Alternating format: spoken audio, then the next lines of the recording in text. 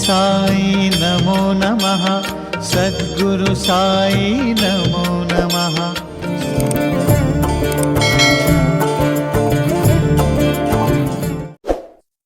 జ్ఞానం కలిగిన వ్యక్తి దైవలీలను అర్థం చేసుకుని మంచి మార్గంలో ప్రయాణం చేస్తాడు. తాను చేస్తున్నది మంచో చెడో తెలియని వ్యక్తి అజ్ఞానం అనే చీకటి దారిలో పయనిస్తాడు.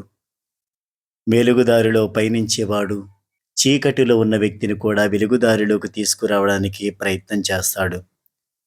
రాత్రి ప్రయాణం చేసే వ్యక్తి తేలికగా ముందుకు సాగాలంటే చేతిలో కాగడా పట్టుకొని నడిచేవారి వెనుక నడవాలి. తన చేతితో వీలైతే మరొకరిని పట్టుకొని ఆ కాంతిలో నడిపించాలి.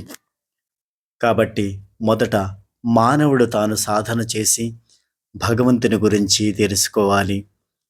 దైవం గురించి తెలుసుకోవాలంటే ఆ దైవం కటాక్షం ఉండాలి.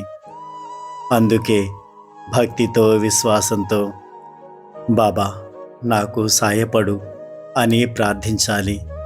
తనను చేరాలని తపించే భక్తులను బాబా తప్పక కరుణిస్తారు. ఈ విధంగా దైవకృప అనే కాంతి సాయంతో సంసారం అనే చీకటిని మానవుడు ఏ కష్టం లేకుండా దాటగలడు. ఆనందాన్ని అమృతత్వాన్ని ప్రసాదించే బాబా కథలు 10 మందికి తెలియజేసి వారిని కూడా బాబా దయకు పాత్రను చేయడం మన కర్తవ్యం.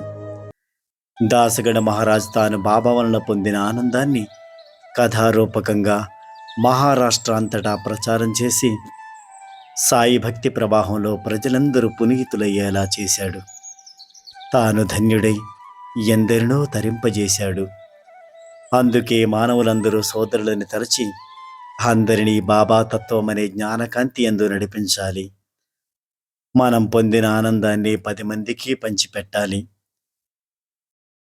दत्त साये जड़ो चित्त तुझे पाए, चित्त बाबा पाए जड़ो चित्त तुझे पाए।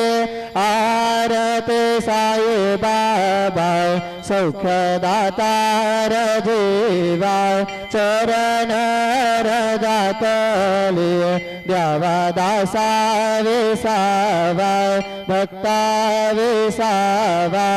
आरती साई बाबा जाळूने आनंद सस्वरूपी राहे रंग, बुभुक्ष जना दावे